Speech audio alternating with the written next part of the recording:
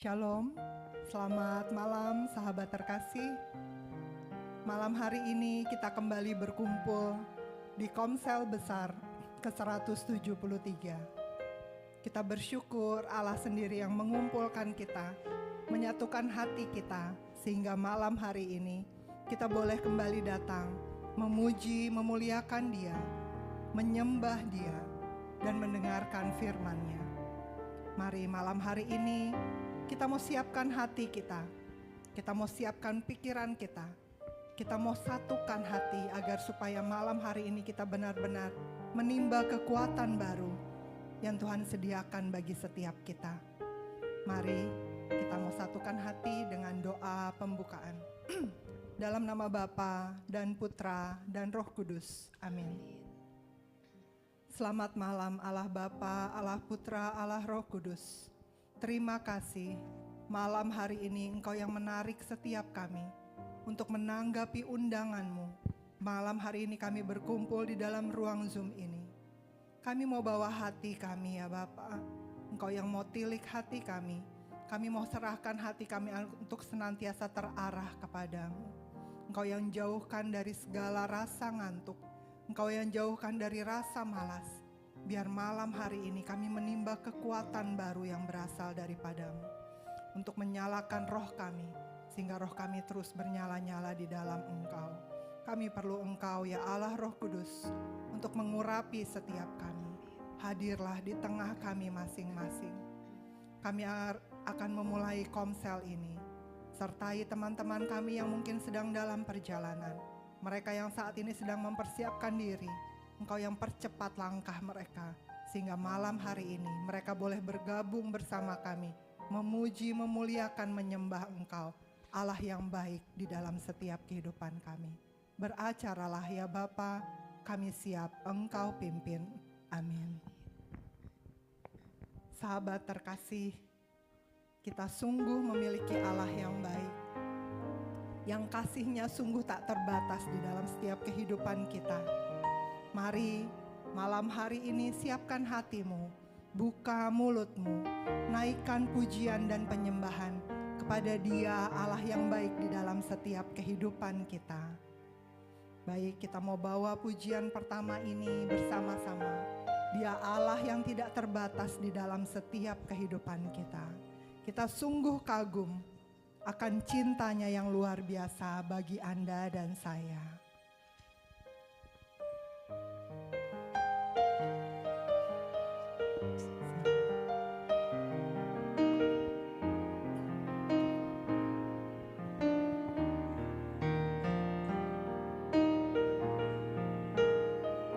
Ku kagumi caramu mencintaiku. Kau ada di cerita proses hidupku. Di titik terendahku kau hadir untuk mengangkatku. Ku tahu kau tak menyerah akan hidupku. Ku kagumi caramu mencintaiku. Kau ada di cerita proses hidupku. Di titik terendahku kau hadir untuk mengangkatku. Ku tahu kau tak menyerah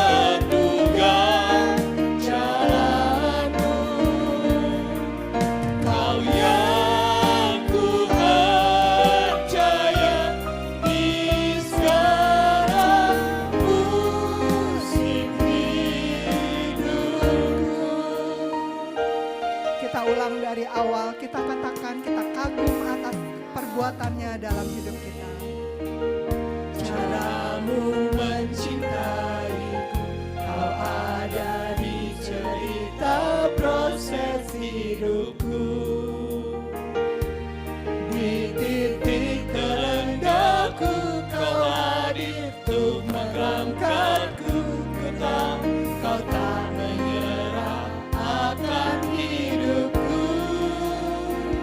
Ku kagumi caramu mencintaiku, kau ada di cerita proses hidupku.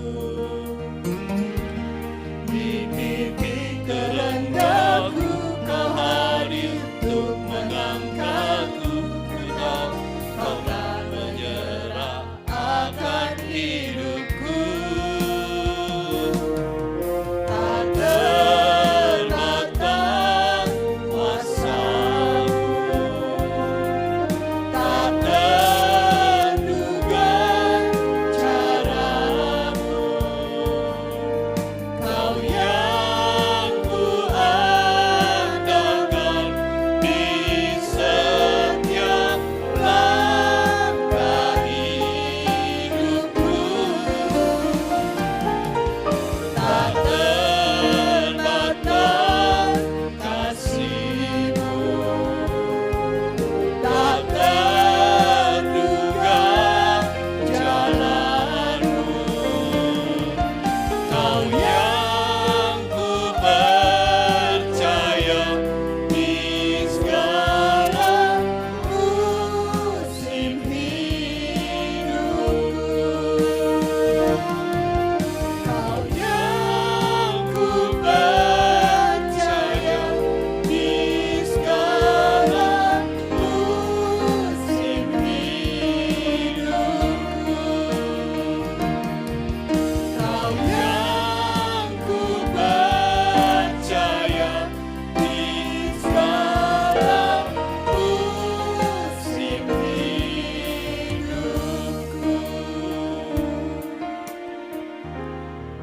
Sungguh Dia Allah yang bisa kita andalkan dan sungguh kita percaya. Dia hadir di dalam setiap musim hidup kita, di setiap langkah kehidupan kita. Bahkan Dia sendiri yang menebus kita dengan darah-Nya yang sangat mahal. Dengan segenap kasih-Nya, Dia yang membuat hidup kita menjadi lebih berharga. Mari pada malam hari ini kita mau menjadi seperti yang Yesus ingini. Kita mau meninggalkan manusia lama kita. Kita mau meninggalkan cara hidup kita yang lama. Karena kita mau menyenangkan hati-Nya. Mari kita mau bawa pujian ini sebagai tobat kita, sebagai doa tobat kita. Kita mau katakan bahwa kita mau hidup lebih baik lagi seperti yang Ia ingin. Bukan dengan barang fana Kau membayar dosaku,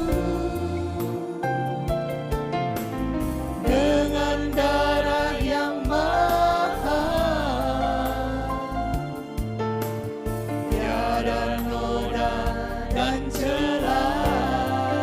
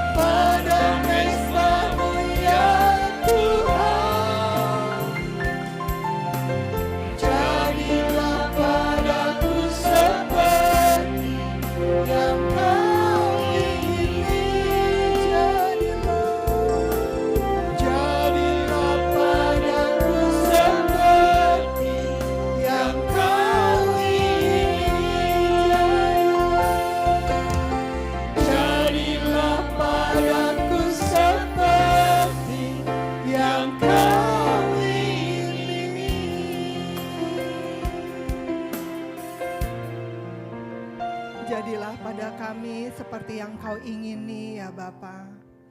Engkau yang membasuh kami di dalam darah-Mu yang kudus. Engkau yang menjamah bibir dan hati kami. Engkau yang meluruskan pikiran kami. Dengan darah-Mu yang kudus, dengan Roh-Mu yang kudus, Engkau membimbing setiap kami. Kami rindu Tuhan untuk hidup kami hari demi hari semakin berkenan kepadamu. Kami rindu hidup kami hari demi hari semakin setia kepadamu. Mari Bapa yang baik, jadikanlah kami hamba-hamba-Mu yang setia. Basuh kami, jamah bibir dan luruskan hati kami. Mari sahabat terkasih, kita katakan, kita mau nyanyikan lagu ini dengan iman. Biar setiap kita menjadi hamba-hambanya yang setia.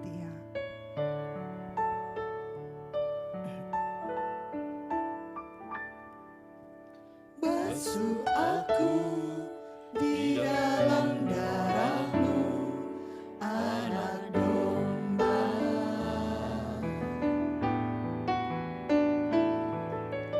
Jamah bibir, luruskan hatiku dengan Roh-Mu. Ku rindu kemuliaan Tuhan, lebih dari segala harta.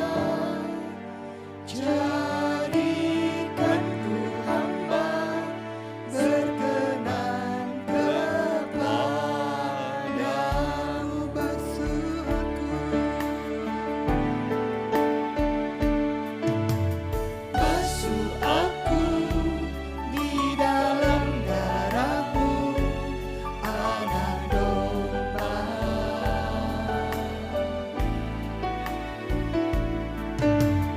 Jamah bibir, luruskan hatiku dengan Roh-Mu.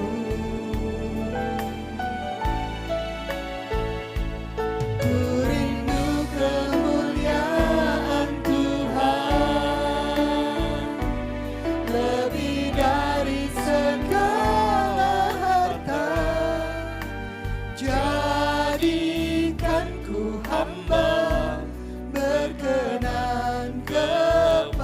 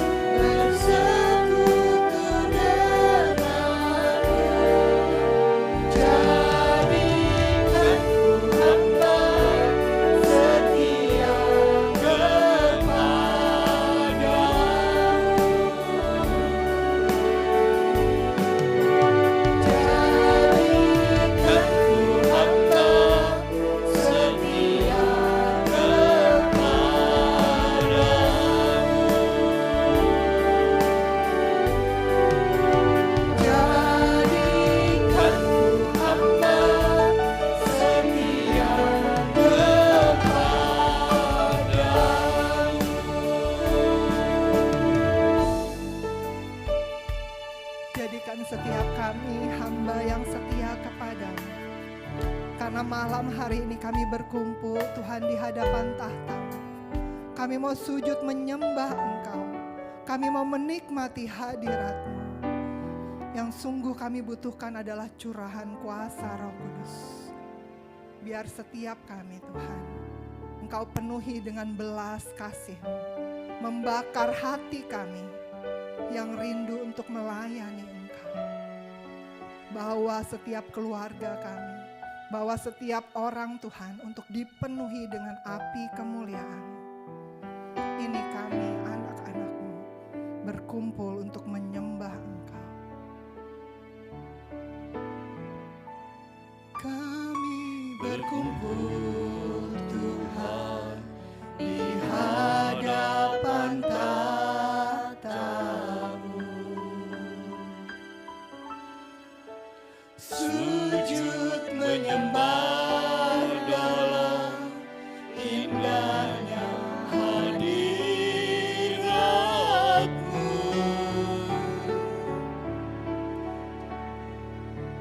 Kami rindu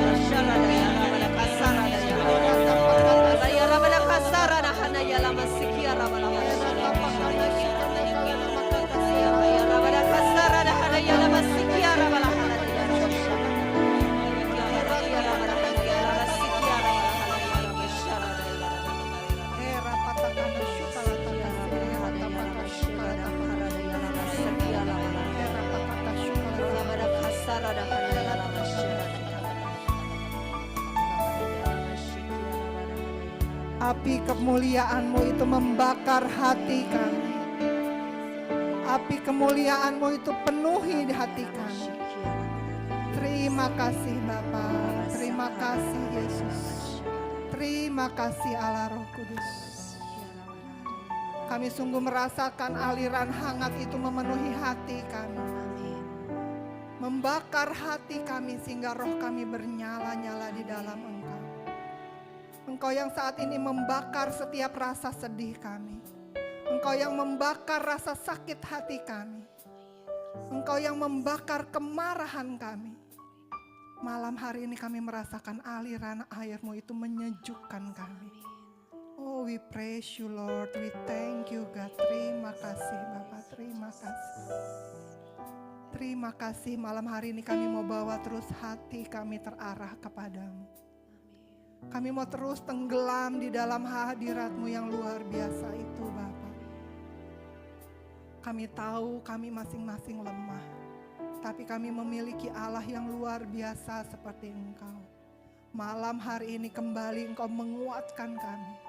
Engkau membakar hati kami dengan api kemuliaan, sehingga malam hari ini hati kami siap untuk Kau taburi firman. Engkau yang memberkati Pak Paulus dan Bu Vila Tuhan, mempersiapkan firman-Mu agar menjadi rema di dalam setiap kami, menjadi kekuatan di dalam setiap hidup kami. Terima kasih Bapa, terima kasih. Berkata-katalah, berbicaralah, kami siap mendengarkan. Amin. Dalam nama Bapa dan Putra dan Roh Kudus. Amin.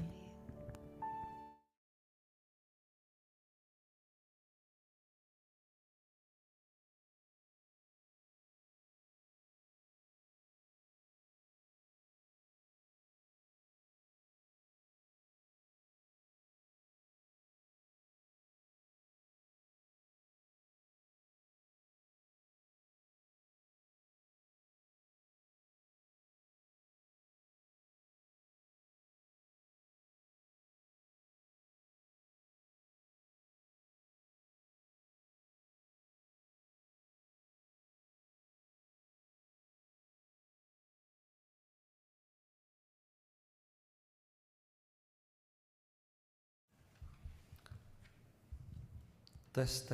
Suara saya jelas gak? Jelas? Tes. Suara saya jelas? Kecil. Ya. Tes. Kurang jelas ya? Suara saya jelas?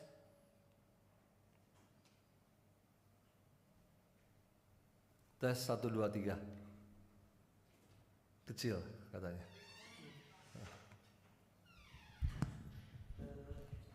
Tes 1, 2, 3. Tes. Jelas? Yang jelas angkat tangan.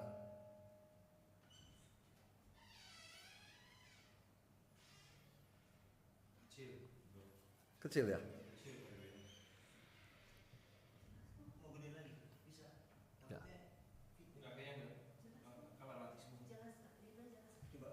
Tes 1, 2, 3.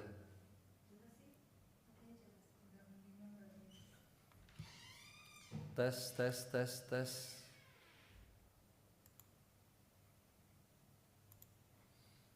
Oke kok, kedengeran.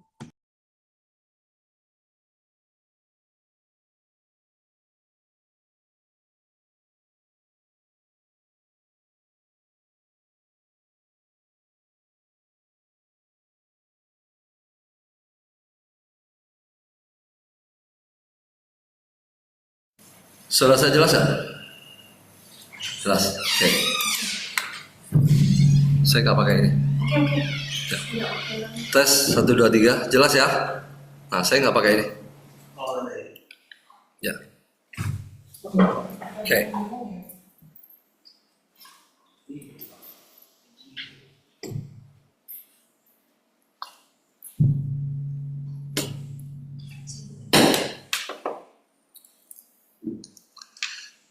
Tes. Jelas ya? Oke, kita mulai. Selamat malam Bapak Ibu semuanya. Terima kasih atas kesabarannya. Karena malam ini ada ganti pemain baru yang tidak pegang ini biasanya. Jadi mohon dimaklumi.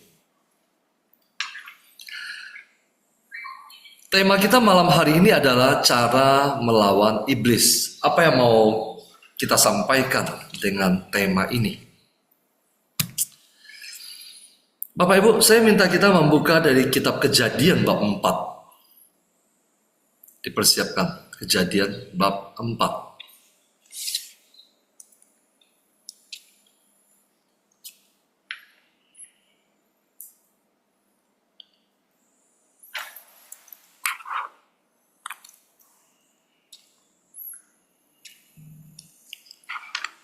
Kejadian bab 4, sudah ketemu?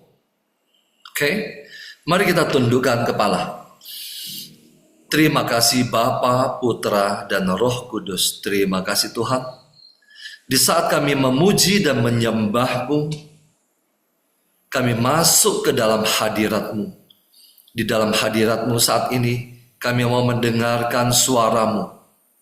Kuasai seluruh keberadaan kami, ruangan kami, rumah kami.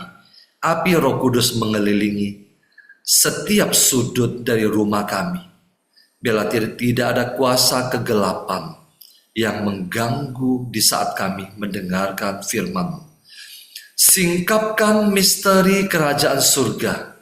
Nyatakan kepada kami, kepada anak-anak-Mu yang lapar dan haus akan Engkau. Pakai hamba-Mu ini sebebas-bebasnya. Sembunyikan hamba-Mu ini di belakang salib-Mu. Berfirmanlah Tuhan, kami siap mendengarkan. Amin. Bapak Ibu, cara melawan iblis, tema kita pada malam hari ini. Alkitab memberikan kepada kita banyak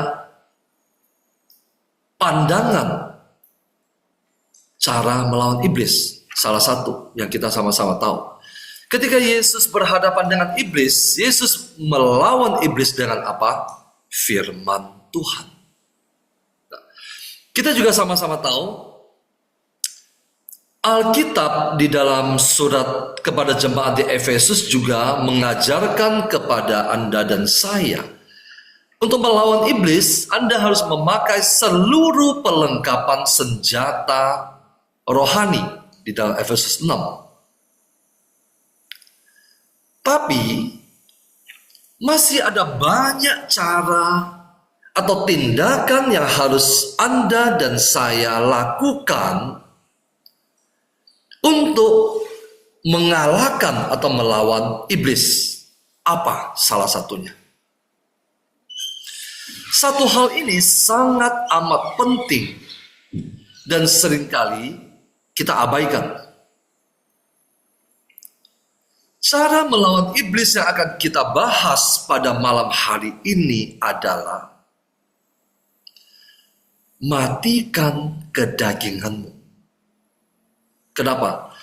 Kedagingan adalah bahan bakar bagi iblis.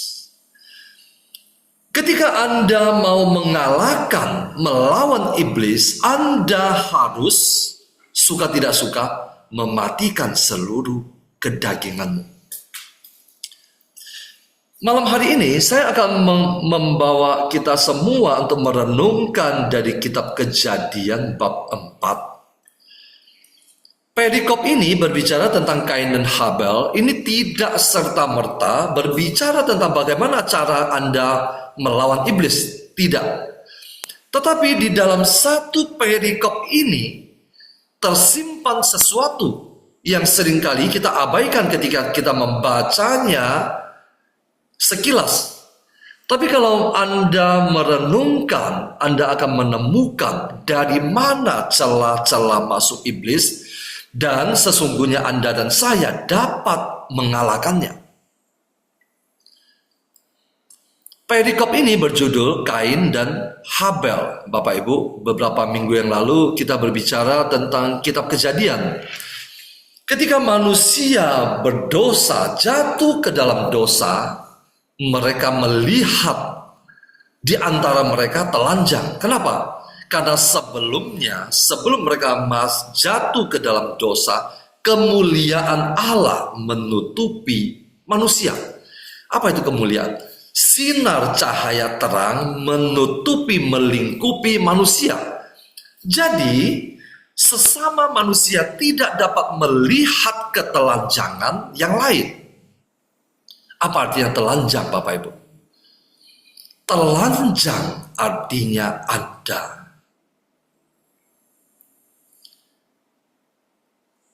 terlihat. Telanjang artinya Anda bukan lagi sesuatu yang berharga. Saya kasih tanda kutip. Tentu saja manusia berharga. Tetapi Anda tidak lagi sama seperti pada saat kemuliaan Allah melingkupi Anda. Telanjang melambangkan apa?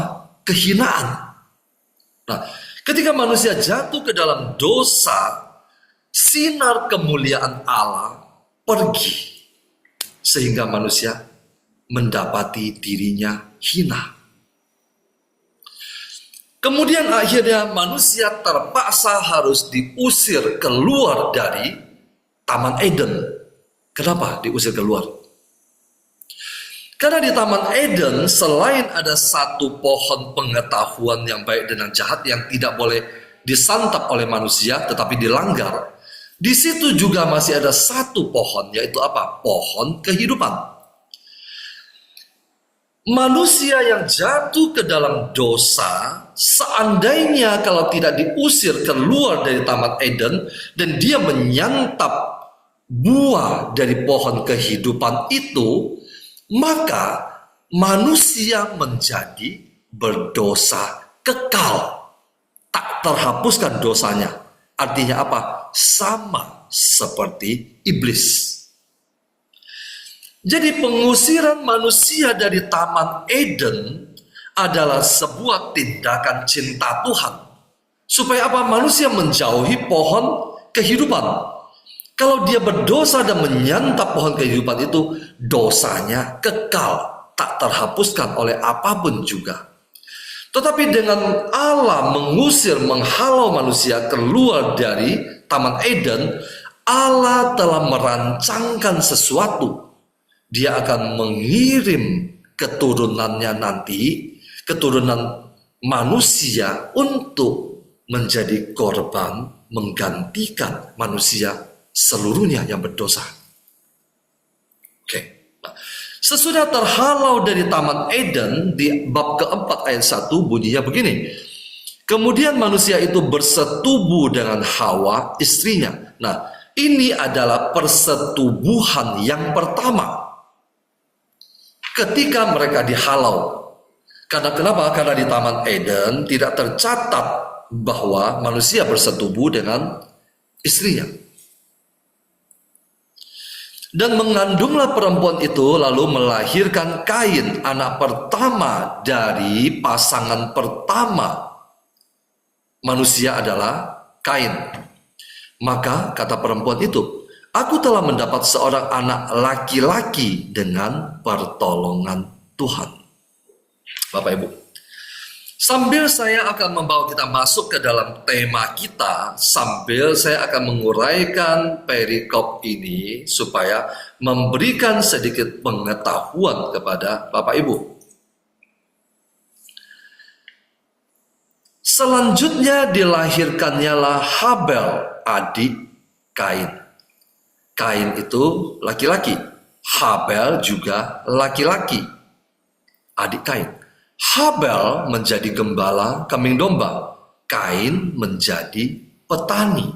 Nah, awal mula kehidupan manusia adalah dua ini, petani dan gembala. Setelah beberapa waktu lamanya, maka Kain mempersembahkan sebagian dari hasil tanah itu kepada Tuhan sebagai korban persembahan.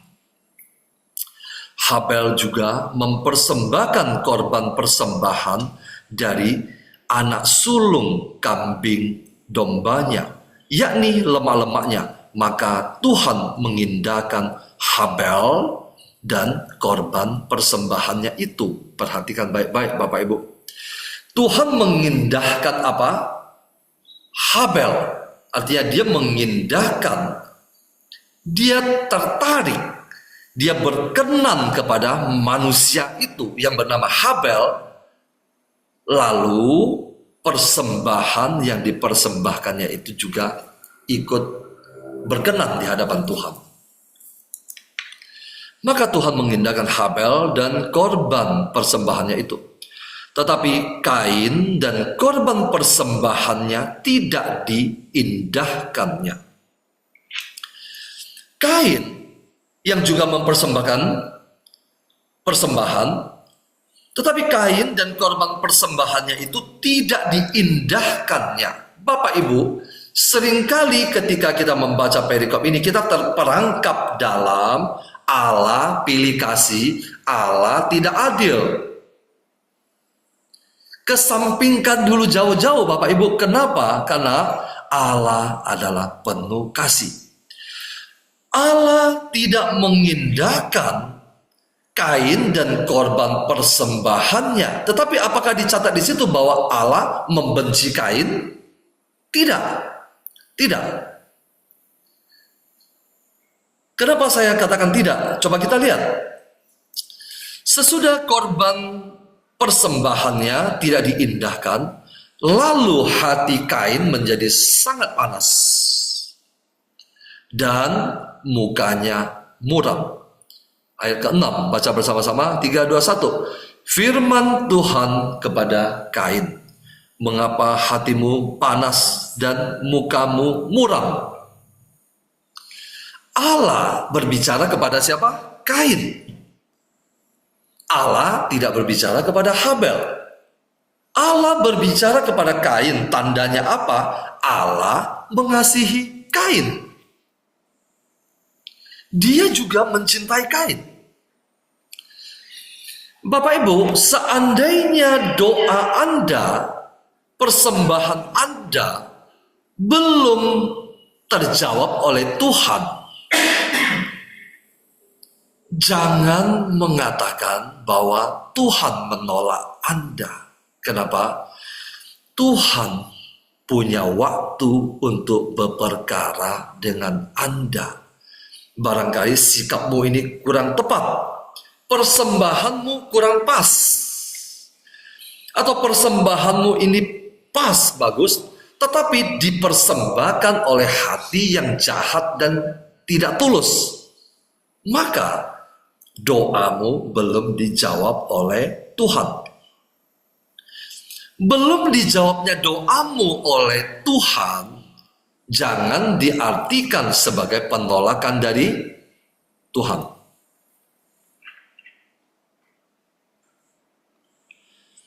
Apakah mukamu tidak akan berseri jika engkau berbuat baik?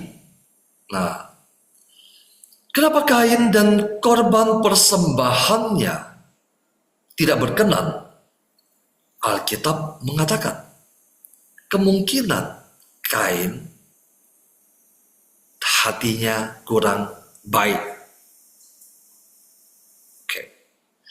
Jadi kalau hati Anda kurang berkenan, kurang baik di mata Tuhan, padahal di mata Anda sudah sangat baik, dan doa Anda tidak dijawab, Anda butuh introspeksi diri. Nah, apakah mukamu tidak akan berseri jika engkau berbuat baik? Tetapi jika engkau tidak berbuat baik, dosa sudah mengintip di depan pintu. Perhatikan baik-baik kalimat ini. Tetapi jika engkau tidak berbuat baik, dosa sudah mengintip di depan pintu. Dosa, Bapak Ibu.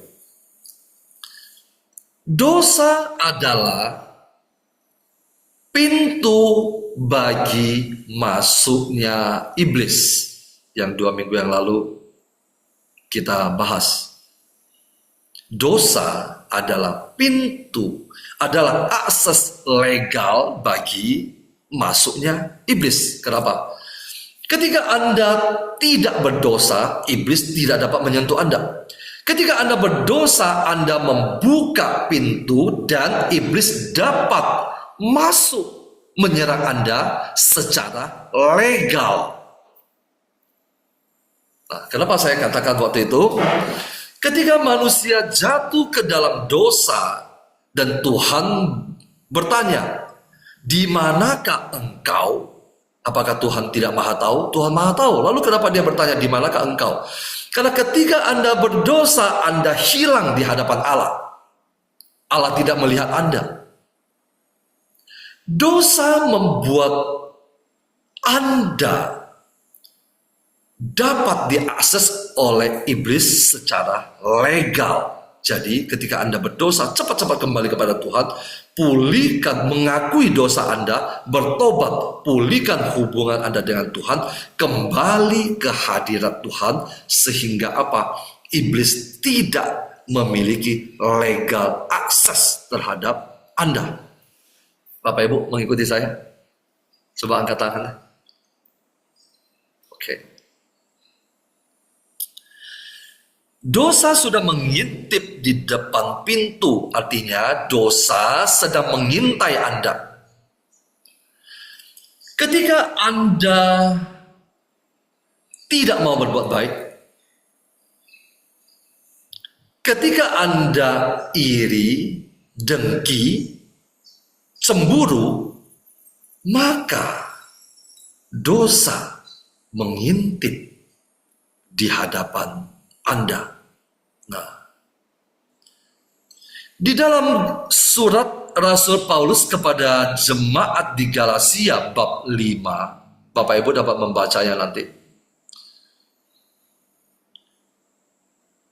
Kedagingan di antaranya adalah iri hati, dengki, pemarah, dan sebagainya. Kain, dia membuka pintu lebar-lebar. Kenapa? Dia membiarkan kedagingan menguasai dia. Apa itu kedagingan? Amarah, kebencian, dendam, iri hati, dan sebagainya. Kedagingan. Dia tidak berjuang untuk mematikan kedagingannya. Padahal Allah sudah berbicara kepada dia. Apakah mukamu tidak akan berseri jika engkau berbuat baik? Tetapi jika engkau tidak berbuat baik, dosa sudah mengintip di depan pintu. Ia sangat menggoda engkau. Kalimat terakhir, tetapi engkau harus berkuasa atasnya.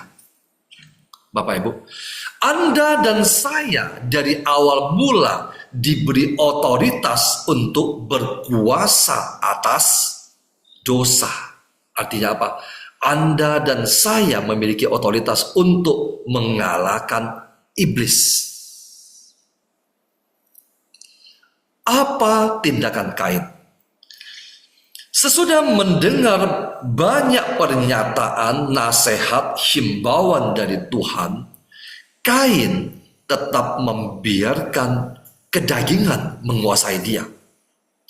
Dia tidak mematikan kedagingan itu dan mengikuti firman Tuhan untuk melawan iblis. Kata Kain kepada Habel, adiknya, marilah kita pergi ke padang. Ketika mereka ada di padang, tiba-tiba Kain memukul Habel, adiknya itu, lalu membunuh dia.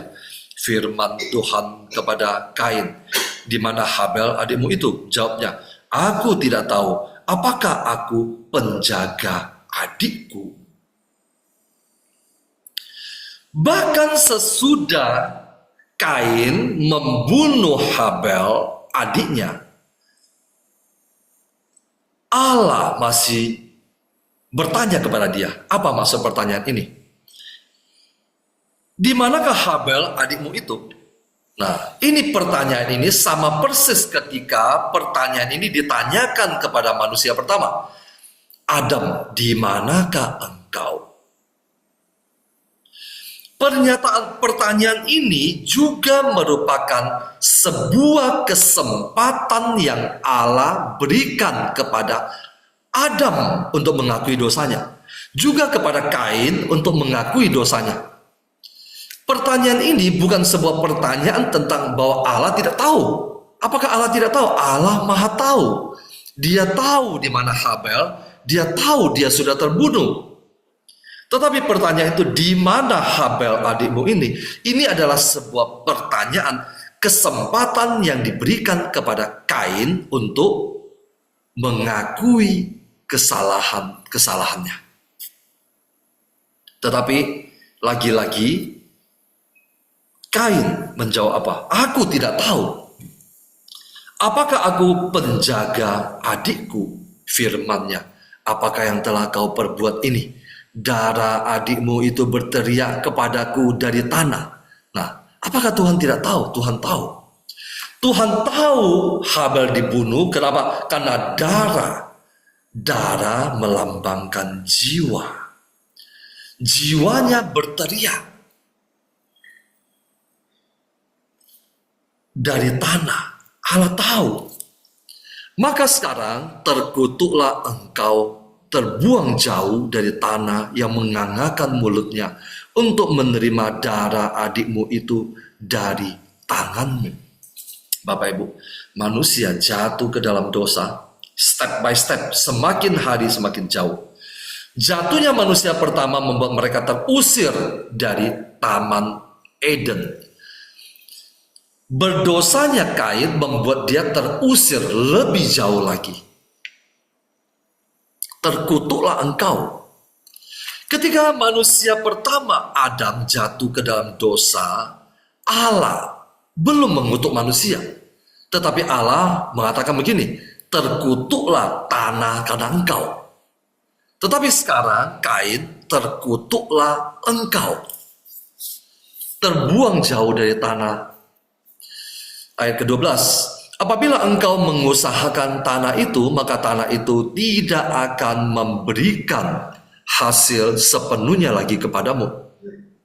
Engkau menjadi seorang pelarian dan pengembara di bumi, kata Kain kepada Tuhan. Hukumanku itu lebih besar daripada yang dapat kutanggung. Dia protes lagi. Kenapa dia protes? Karena kedagingannya lebih besar. Dia bukan bertobat, tetapi terus membiarkan kedagingan menguasai dia. Engkau menghalau aku sekarang dari tanah ini. Engkau menghalau aku sekarang dari tanah ini, dan aku akan tersembunyi dari hadapanmu, seorang pelarian dan pengembara di bumi. Maka barang siapa yang akan bertemu dengan aku, tentulah akan membunuh aku. Firman Tuhan kepadanya, sekali-kali tidak. Barang siapa yang membunuh Kain akan dibalaskan kepadanya 7 kali lipat. Kemudian Tuhan menaruh tanda pada Kain supaya ia jangan dibunuh oleh barang siapapun yang bertemu dengan dia. Kain berdosa, tetapi yang pantas dan layak untuk menghukum Kain adalah Tuhan. Makanya dia diberi tanda. Kenapa? Karena manusia tidak berhak untuk menghakimi dia. Dia berdosa terhadap Tuhan. Oke, Bapak Ibu.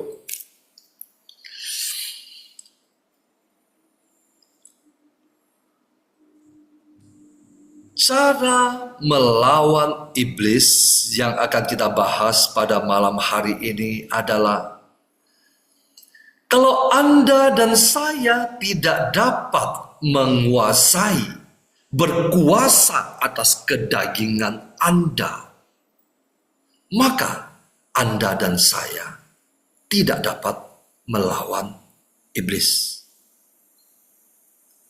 Saya ulangi.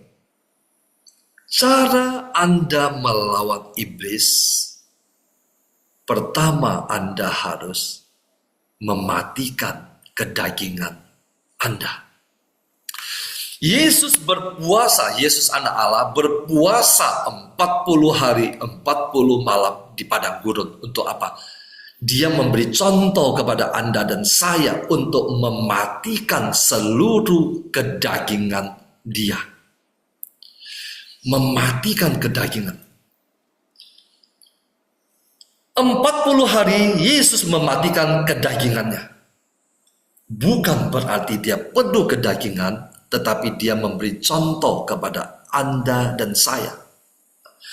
Sesudah 40 hari serangan iblis terhadap dia tidak mempan. Kenapa? Dia tidak memiliki sedikit pun kedagingan. Kedagingan adalah pintu iblis untuk mengalahkan Anda.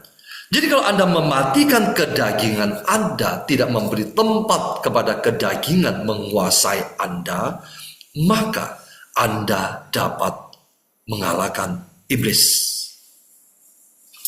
Saya mau mengutip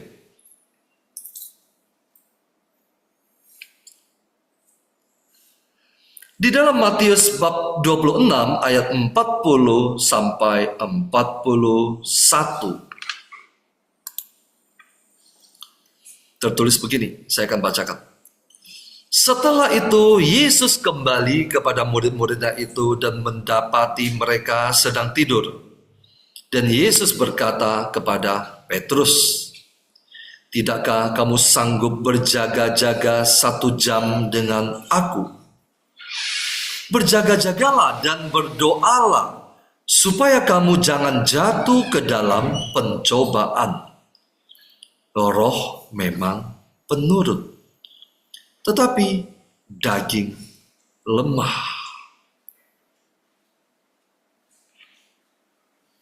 Seperti yang sudah sering kali kita bahas, doa akan membantu Anda dan saya untuk menghancurkan kedagingan. Petrus dan teman-temannya tidak sanggup berdoa 1 jam.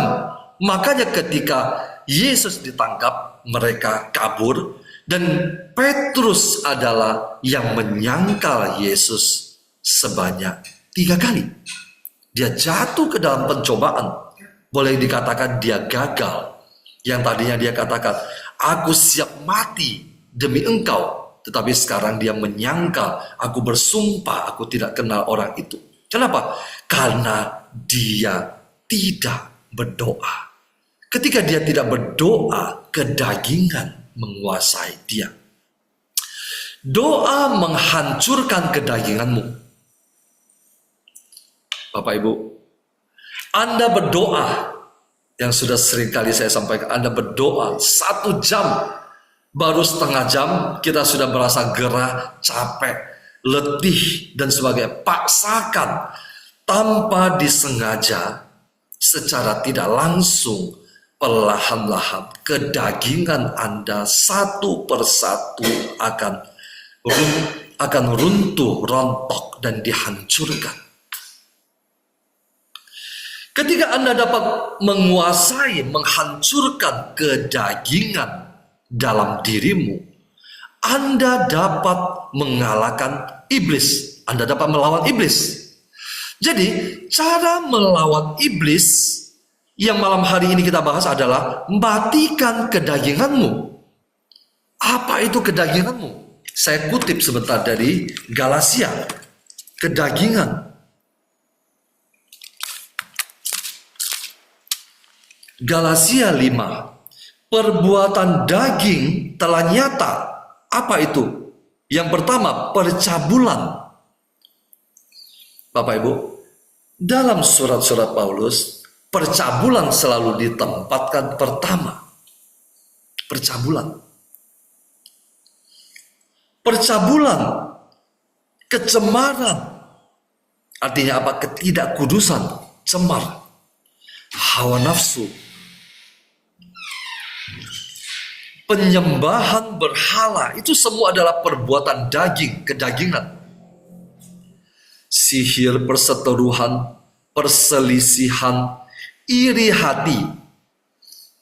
Kenapa seseorang mendapat vision, kok saya tidak? Seseorang sangat diurapi ketika dia berbicara, banyak orang dengar, kok saya tidak? Iri hati. Kenapa orang ini dipakai terus di dalam komunitas, kok saya tidak? Iri hati. Iri hati yang membuat Kain membunuh Habel. Kedagingan. Amarah.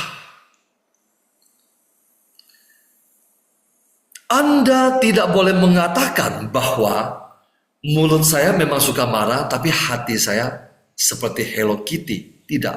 Apa yang keluar dari mulut meluap dari hati. Jadi kalau Anda dikatakan bahwa Anda sudah lahir baru, tapi Anda masih tetap pemarah, berarti hati Anda masih bermasalah. Apa yang keluar dari mulut meluap dari hati. Apa yang Anda pikirkan muncul juga dari dalam hati. Kepentingan diri sendiri, percederaan roh pemecah, di mana Anda hadir, di situ terjadi perpecahan. Roh pemecah sekarang ini masuk kemana? Gosip, Bapak Ibu. Roh pemecah berubah wajah di dalam gosip. Bapak Ibu tidak sadar, gosip Anda akan memecah belah banyak hal. Itu adalah roh pemecah. Jadi gosip itu adalah roh. Roh artinya apa? Kuasa gelap. Kedengkian, kemabukan, pesta pora, dan sebagainya. Apakah orang-orang percaya, orang-orang Kristiani tidak boleh berpesta pora, mabuk-mabukan? Jawabannya tidak. Apakah tidak boleh mabuk? Jawabannya tidak. Kenapa? Alkitab mengatakan kemabukan. Tapi saya cuma minum 5 gelas dan saya tidak mabuk. Menurut Anda tidak mabuk.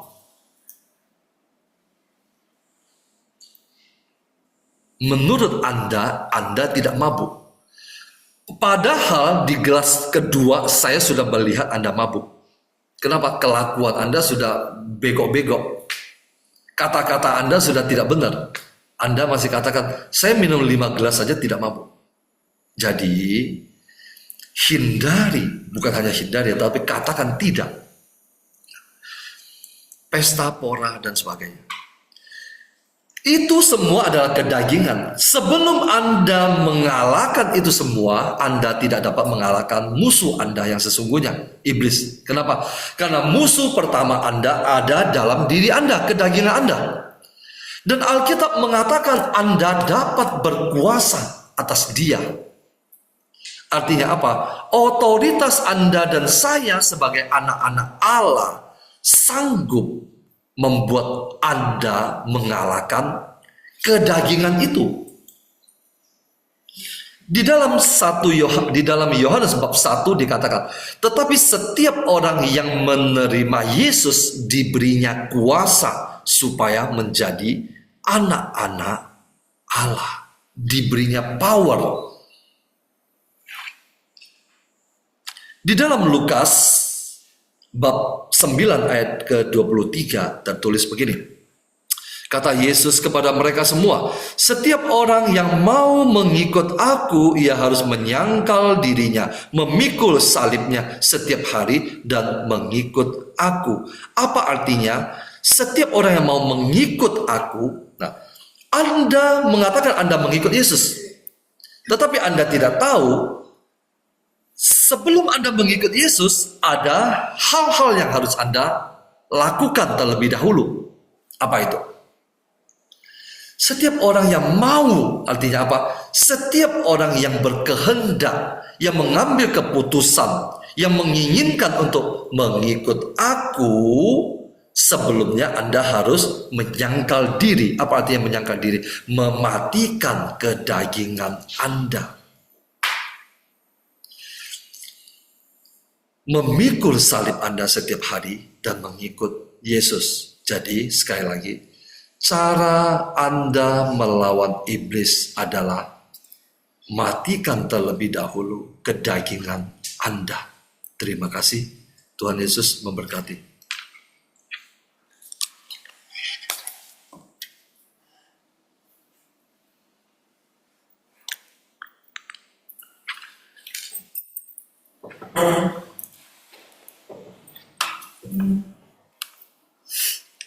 Shalom Bapak Ibu sahabat yang dikasihi Tuhan. Saya lanjutkan cara melawan iblis dengan subtema mematikan kedagingan. Siapa lawan yang paling menakutkan bagi Anda? Dulu waktu saya kecil saya takut sekali dengan hantu. Setelah saya agak dewasa, saya mulai beriman, saya mulai mengerti Kalau hantu itu takut dengan Tuhan. Jadi saya belajar dekat dengan Tuhan. Hantu pasti pergi. Ternyata manusia lebih menakutkan daripada hantu. Karena banyak manusia tidak takut kepada Tuhan. Sesi yang lalu juga di RPH kita sudah banyak belajar tentang melawan iblis dengan firman Tuhan.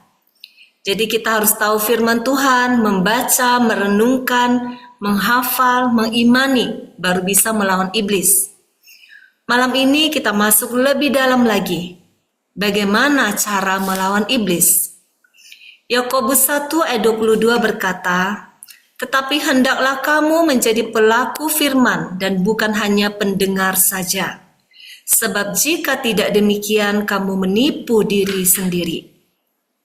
Hanya dengan menjadi pelaku firman Anda baru bisa hidup di dalam roh, sehingga Anda tidak menuruti keinginan daging.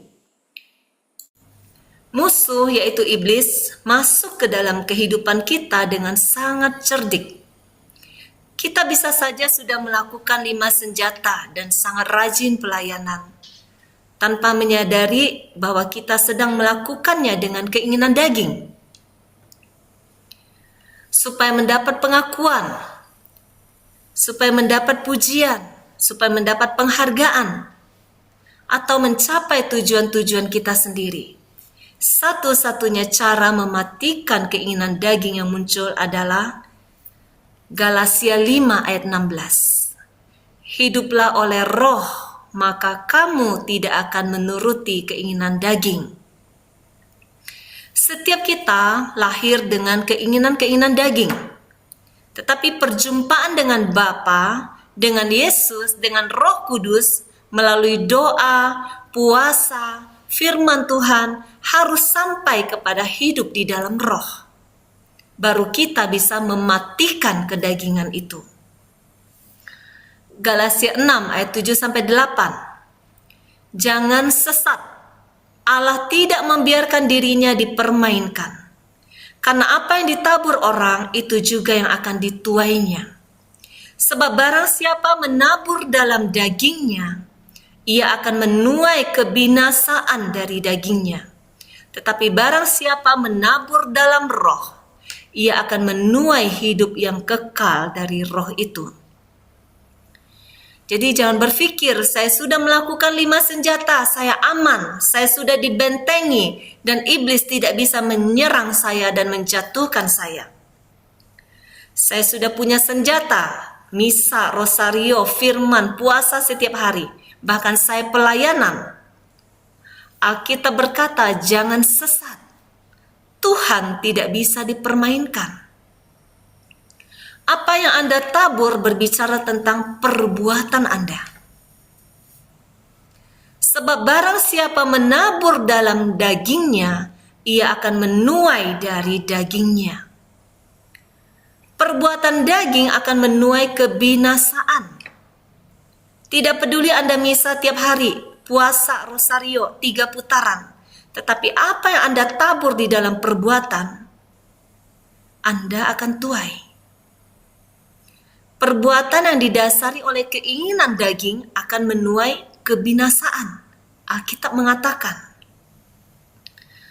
tubuh kita ini adalah bait Allah. Ketika kita menjadi anak Allah, tubuh kita adalah bait Roh Kudus. Jika kita hidup di dalam roh dan hidup di dalam taat akan firman, kita akan dipakai menjadi bejana Tuhan yang kudus. Untuk melakukan pekerjaan-pekerjaan Tuhan yang kudus.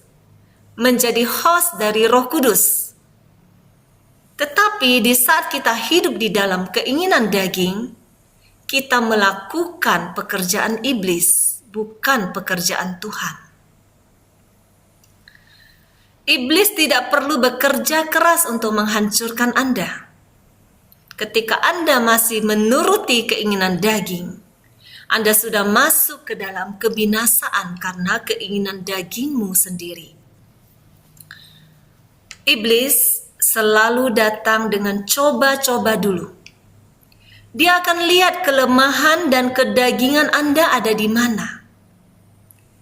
Dia datang kepada Hawa di kisah Kejadian juga coba-coba dulu. Dipancing-pancing dulu dengan pertanyaan. Bahkan pertanyaan tentang firman Tuhan. Iblis tidak datang kepada Hawa dengan pertanyaan, "Hawa, apa kabarmu?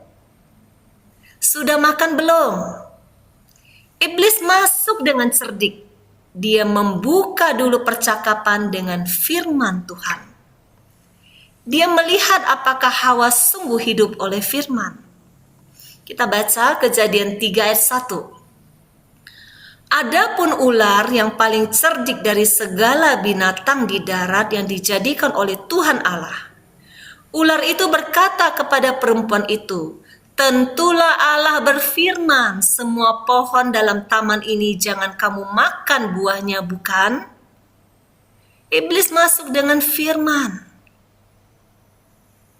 Dia bisa melihat Anda dan saya hidup di dalam daging atau roh dari respon kita.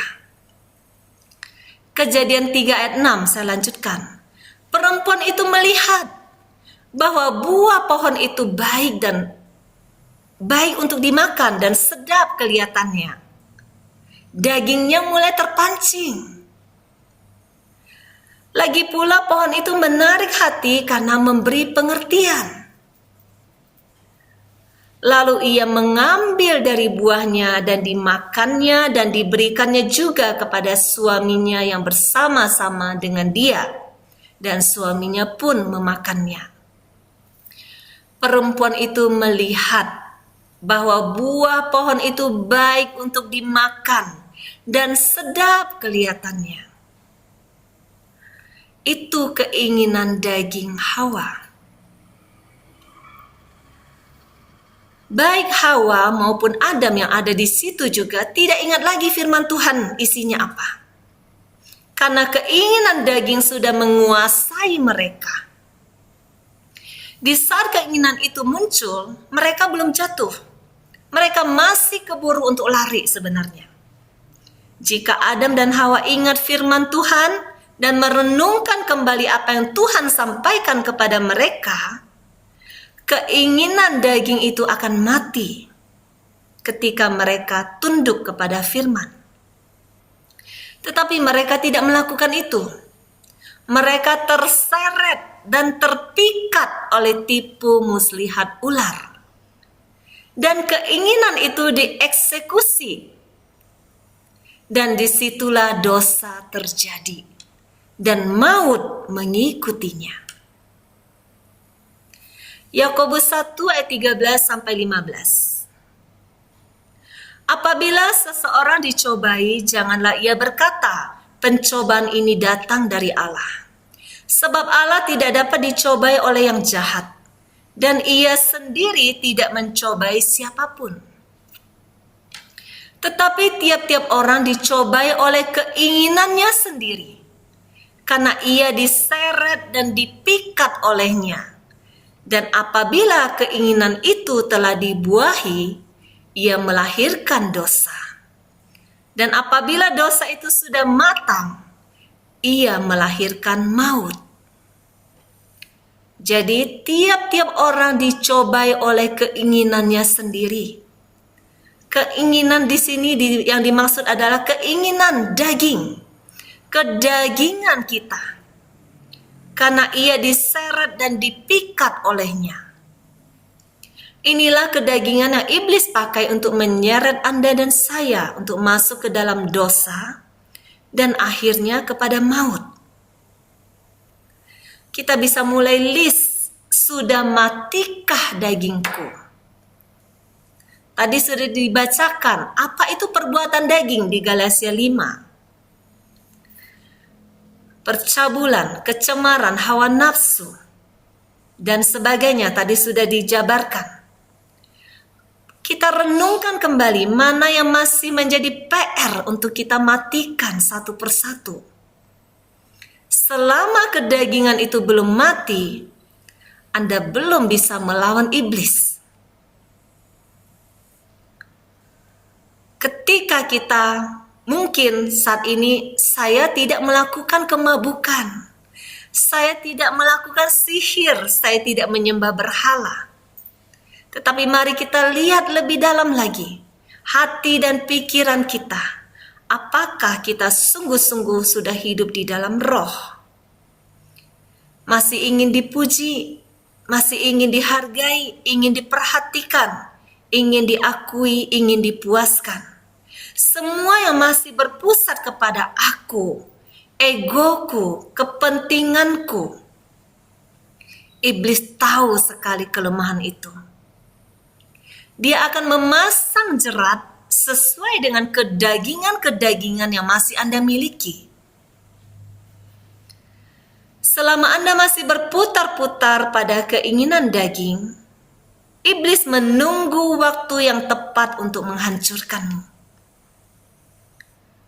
Selama Anda masih terus memberi tempat kepada kedagingan-kedagingan, keinginan-keinginan di luar firman Tuhan, selamanya Anda tidak bisa melawan iblis. Anda tidak akan pernah menang. Karena Anda masih seorang budak. Anda bukan seorang anak. Hanya anak Allah yang bisa melawan kuasa iblis. Ketika kita menjadi seorang anak, kita diberi otoritas. Iblis tidak menakutkan, Bapak Ibu. Tidak ada iblis yang terlalu besar bagi seorang anak Allah. Kita diberi otoritas untuk melawan iblis. Tetapi musuh terbesarmu adalah kedaginganmu, bukan iblis. Roma 8 ayat 7-8. Sebab keinginan daging adalah perseteruan terhadap Allah, karena ia tidak takluk kepada hukum Allah. Hal ini memang tidak mungkin baginya. Mereka yang hidup dalam daging tidak mungkin berkenan kepada Allah. Selama kita tidak mematikan kedagingan kita, iblis selalu punya akses untuk masuk. Roma 8 ayat 12-13. Jadi saudara-saudara, kita adalah orang berhutang, tetapi bukan kepada daging supaya hidup menurut daging. Sebab jika kamu hidup menurut daging, kamu akan mati. Tetapi jika oleh roh kamu mematikan perbuatan-perbuatan tubuhmu, kamu akan hidup. Ini firman Tuhan. Tuhan katakan, jika kamu hidup menurut daging, kamu akan mati. Tuhan mengingatkan kita, jangan hidup menurut daging, karena kamu akan mati. Ini perintah Tuhan yang sangat penting malam ini. Tuhan tidak katakan, jika kamu hidup menurut daging, kamu tidak diberkati, berkatmu terhalang. Tidak. Tuhan katakan jika kamu hidup menurut daging, kamu akan mati, binasa. Ini serius. Ini perintah Tuhan yang sama risikonya bagi Adam dan Hawa di Taman Eden. Kejadian 2 ayat 17. Tetapi pohon pengetahuan tentang yang baik dan yang jahat itu, jangan kau makan buahnya. Sebab pada hari engkau memakannya, pastilah engkau mati. Ini ada peringatan yang sama seriusnya. Jika kamu makan buah itu, kamu akan mati. Jika kamu hidup di dalam daging, kamu akan mati.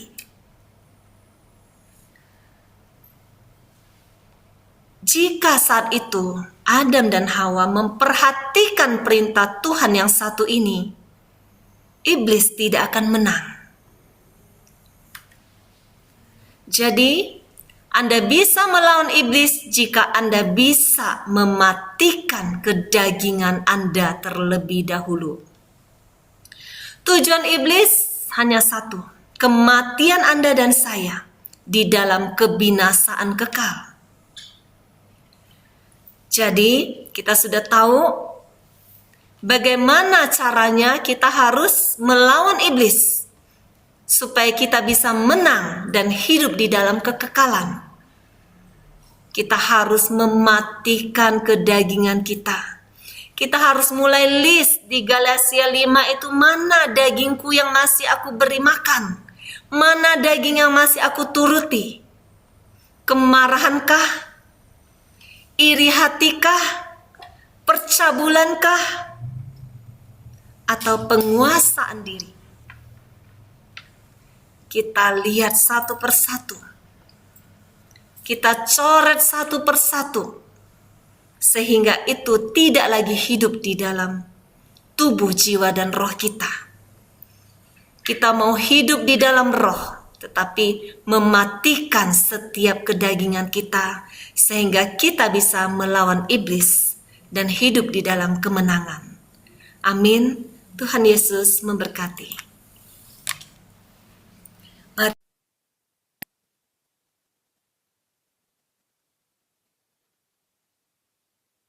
Doa.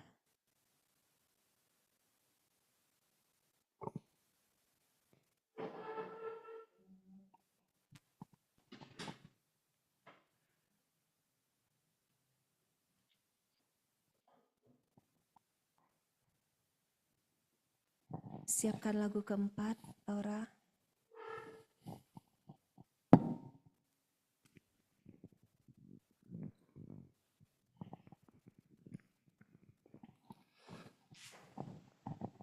Kita mau siapkan hati masuk hadirat Tuhan lebih lagi.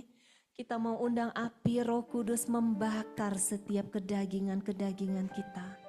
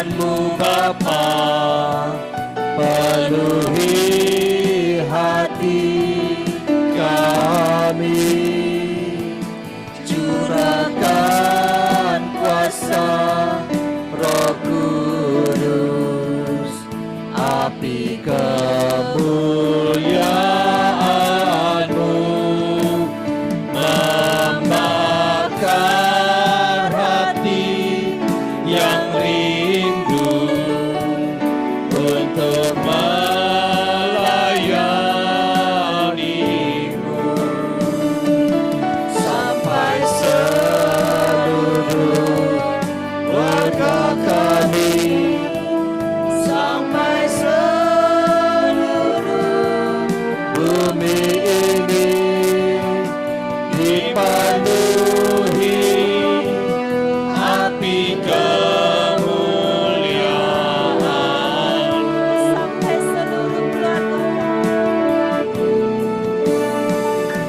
sampai seluruh keluarga kami, sampai seluruh bumi ini dipenuhi api kemuliaan, sampai seluruh sampai seluruh keluarga kami, sampai seluruh bumi ini dipenuhi api kemuliaan-Mu, penuhi api kemuliaan. dipenuhi api kemuliaan-Mu, Dipenuhi api kemuliaan. dipenuhi api kemuliaan.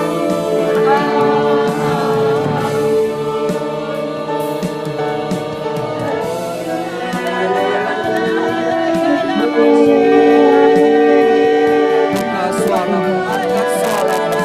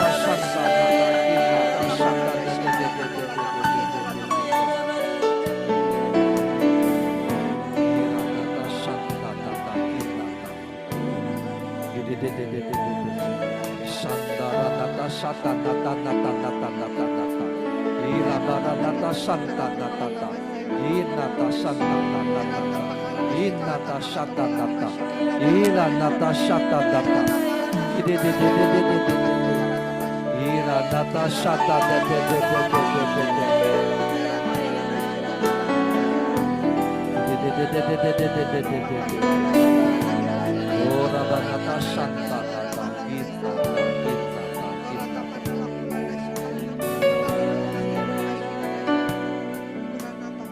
Terima kasih Tuhan. Terima kasih Tuhan.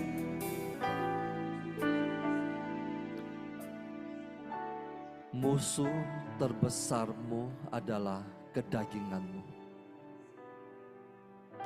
Tuhan memberikan kepada Anda otoritas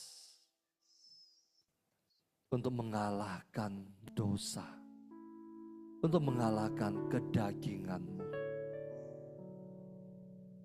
Pada malam hari ini, perintahkan setiap roh-roh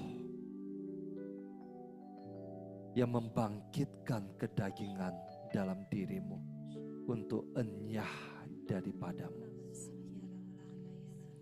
Roh percabulan, aku perintahkan enyah daripadaku. Perintahkan keluarkan suaramu.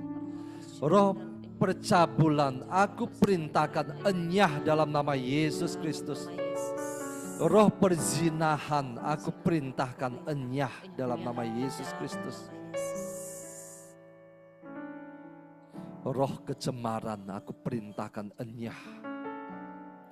Roh iri hati, roh amarah, roh dengki, roh pemecah belah, gosip, aku perintahkan enyah dari hidupku saat ini juga di dalam nama Yesus.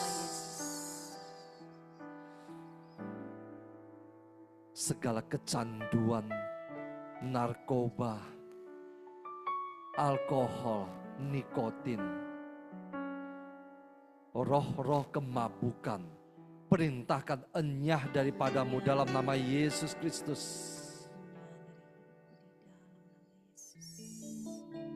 Segala sesuatu yang berjuang untuk membangkitkan kedaginganmu, pada malam hari ini aku patahkan dalam nama Yesus Kristus. Aku hancurkan dalam nama Yesus Kristus. Perintahkan dengan iman. Aku perintahkan enyah dalam hidupku dalam nama Yesus Kristus. Aku perintahkan enyah dari keluargaku di dalam nama Yesus Kristus. Terima kasih Tuhan, terima kasih Tuhan, terima kasih Tuhan. Terima kasih Tuhan untuk firman-Mu pada malam hari ini. Pandang setiap anak-anak-Mu. Angkat tangan-Mu Bapak Ibu. Pandang setiap anak-anak-Mu Tuhan yang hadir pada malam hari ini. Pandang setiap wajah-wajah mereka. Pandang setiap wajah-wajah mereka Tuhan. Yang berbeban berat Tuhan, Engkau angkat Tuhan. Engkau angkat beban mereka. Yang dikuasai, yang terbelenggu oleh kuasa kegelapan. Saat ini di alam roh, kami mau patahkan rantai-rantai yang membelenggu anak-anak-Mu ini dalam nama Yesus Kristus.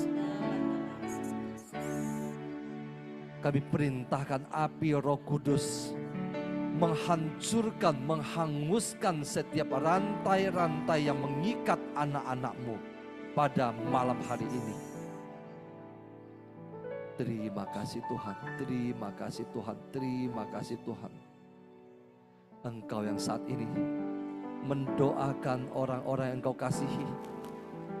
Mendoakan suamimu, sebut nama mereka dalam hatimu.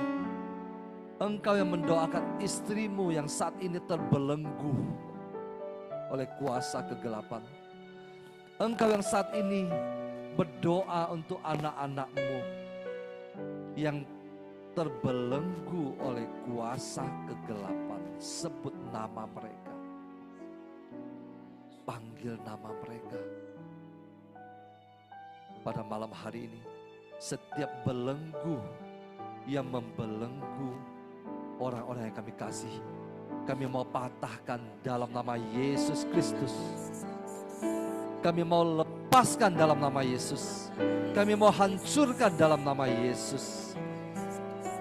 Dalam nama Yesus Kristus Iranata Shanta Nata Kinata. Iranata Shata Nata Kinata Shanta Nata. Iranata Shata Nata Kinata. Inata Shata Nata Kinata. Iranata Shanta Nata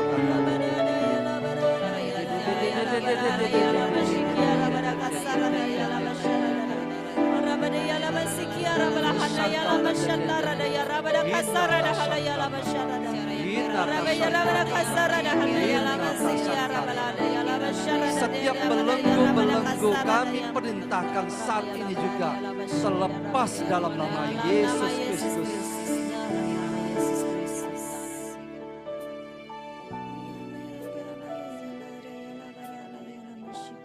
Iranata Shantanata.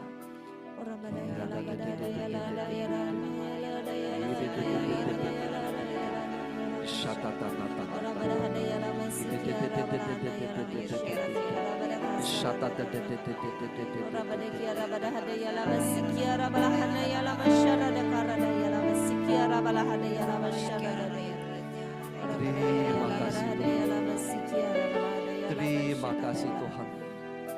Terima kasih Tuhan. Malam hari ini Tuhan, aku berdoa buat setiap anak-anak-Mu, buka mata mereka Tuhan. Buka mata mereka Tuhan satu persatu Tuhan, untuk melihat musuh yang sesungguhnya. Untuk melihat musuh mereka yang sesungguhnya.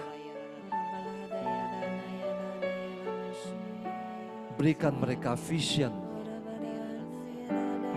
baik lewat mimpi maupun penglihatan, agar mereka dapat melihat musuh mereka yang sesungguhnya, dan mereka boleh berperang untuk menghancurkan musuh itu yang membelenggu keluarga mereka, dalam nama Yesus Kristus.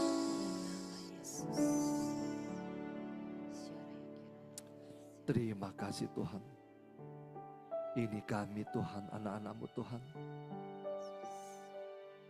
Pada malam hari ini kami mau merendahkan diri kami di hadapan-Mu. Kami mau bertekuk lutut di hadapan-Mu.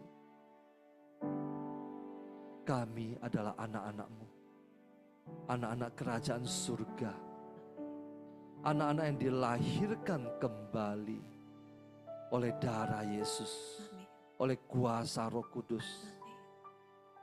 Kami diberi kuasa untuk mematikan kedagingan kami, untuk menolak dosa, untuk menghancurkan tipu muslihat iblis. Inilah panggilan hidup kami Tuhan. Inilah panggilan hidup kami, menjadi anak-anak putra dan putri kerajaan surga. Terima kasih Tuhan, berkati anak-anak-Mu satu persatu. Satu persatu yang hadir pada malam hari ini. Kau pandang wajah mereka Tuhan, wajah mereka Tuhan. Engkau lihat Tuhan segala pergumulan mereka Tuhan. Setiap pergumulan yang Engkau izinkan Tuhan, hanya untuk satu tujuan, membawa mereka lebih dekat lagi kepadamu. Biarlah malam hari ini kami belajar percaya Tuhan. Percaya Engkau tidak pernah berdusta. Percaya segala sesuatu yang Engkau izinkan terjadi dalam hidup kami, demi kebaikan kami, demi kebahagiaan kami, dan demi kemuliaan nama-Mu. Terima kasih Tuhan. Berkati anak-anak-Mu. Berkati kami semua pada malam hari ini. Berkati setiap anggota keluarga kami. Berkati setiap pekerjaan, karya, dan usaha kami. Berkati setiap anak-anak-Mu yang melayani di dalam komunitas ini. Juga mereka yang melayani dimanapun Engkau tempatkan mereka.